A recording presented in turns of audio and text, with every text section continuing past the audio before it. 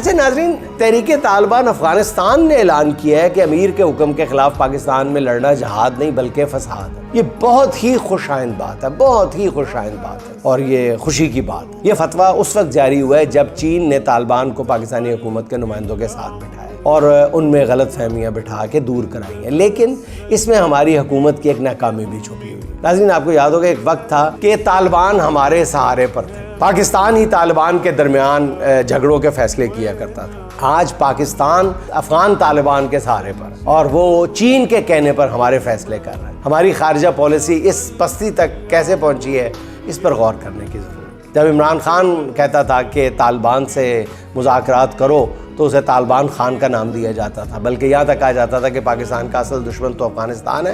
हत्ता कि अफ़गानिस्तान पर हमलों की बातें की जाने लगी थी और साथ ही उजलत में अफ़गान महाजरीन को पाकिस्तान छोड़ने के अल्टीमेटम दिए गए। मगर बात उस वक्त बनी जब चीन की सालसी में तालिबान से मुज़ाकरात किए गए। ये काम हम खुद भी कर सकते थे, मगर कुछ लोगों को शायद 100 जूते और 100 प्याज खाने के बाद ही समझ आती है। हमारे हुक्मरान भी शायद उन्हीं में से। अल्लाह करे अफ़गानिस्तान के साथ ये बाहमी इत्तफ़ाक़ जो हुआ है ये देर पा साबित हो।